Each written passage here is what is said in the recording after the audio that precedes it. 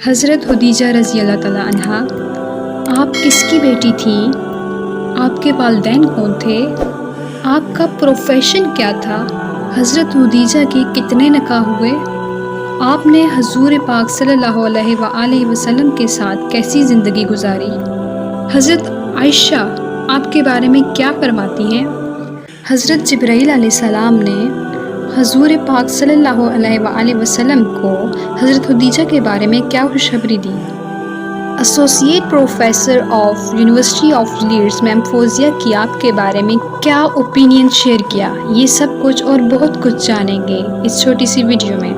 حضرت خدیجہ کے بابا تاجر تھے جو کہ مکہ میں رہائش پذیر تھے۔ حدیث کی تشریح میں آتا ہے آپ کا سب سے پہلا نکاح ابو حالہ، دوسرا نکاح عتیق بن عائز المخرومی سے ہوا۔ یہ کہیں حدیث میں آتا ہے کہ حضرت خدیجہ کے شوہر اور آپ کے بابا کسی جنگ میں ہلاک ہو گئے، اور ایسے میں جتنا بھی کاروبار تھا وہ سارا کے سارا حضرت خدیجہ کو سنبھالنا پڑا۔ حضرت خدیجہ جو کہ اپنی سمجھداری، نیک سیرت اور اعلیٰ اخلاق کی وجہ سے لوگ آپ کو طاہرہ کہتے تھے۔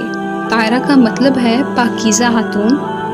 حضرت خدیجہ جو کہ اب تجارت کرنے لگی تھیں، وہ اپنا مال تاجروں کے ہاتھ دوسرے ملکوں میں بیچتی تھیں۔ یہ تجارتی قافلے جنوبی یمن اور شمالی شام تک جایا کرتے تھے۔ حضرت خدیجہ نے جب حضرت محمد صلی اللہ علیہ وآلہ وسلم کی امانت اور صداقت کا چرچا سنا تو اپنا مال حضرت محمد صلی اللہ علیہ وآلہ وسلم کو تجارت کے لیے دے کر ملک شام روانہ کیا۔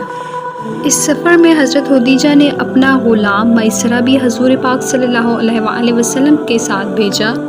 میسرہ نے واپس آ کر حضرت خدیجہ رضی اللہ تعالیٰ عنہا کو حضور پاک صلی اللہ علیہ وآلہ وسلم کی رافت اور ایمانداری کے واقعات سنائے، جس پہ حضرت خدیجہ حضور پاک صلی اللہ علیہ وآلہ وسلم کی پرسنالٹی سے بہت ہی متاثر ہو گئی اور آپ کو نکاح کا پیغام بھیجا۔ حضور پاک صلی اللہ علیہ وآلہ وسلم نے اپنے چچا حضرت ابو طالب کے مشورے سے یہ پیغام قبول کیا۔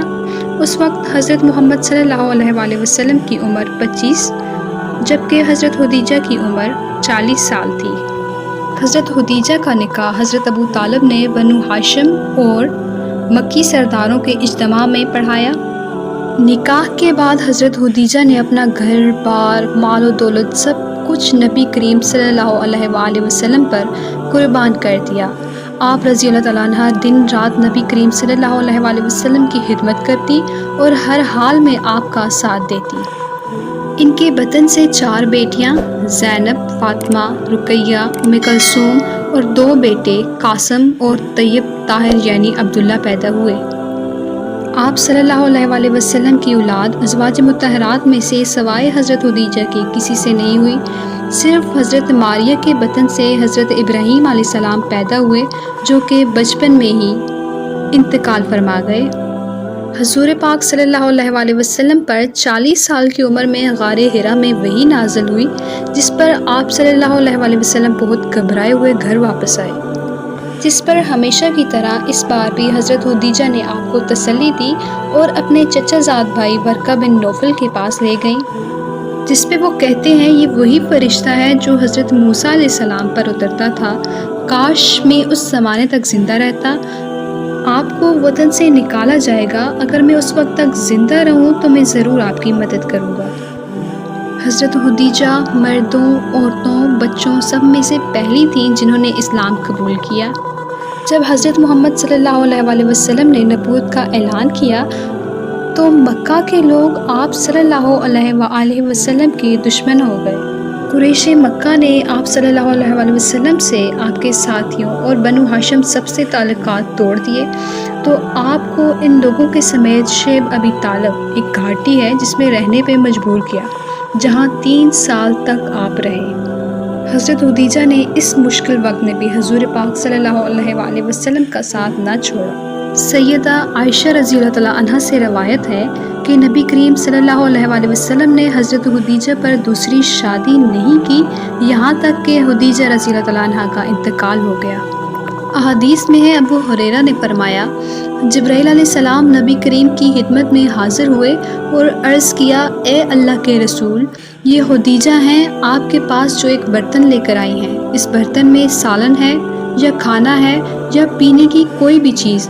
تو جب وہ آپ صلی اللہ علیہ وسلم کے پاس آئیں تو آپ ان کو اپنے پروردگار کی طرف سے اور میری طرف سے سلام فرمائیں، اور ان کو جنت میں ایک ایسے محل کی خوشخبری دیں کہ جو ہولدار موتیوں کا بنا ہوا ہے، جس محل میں نہ کسی قسم کی گونج ہوگی اور نہ کسی قسم کی کوئی تکلیف ہوگی۔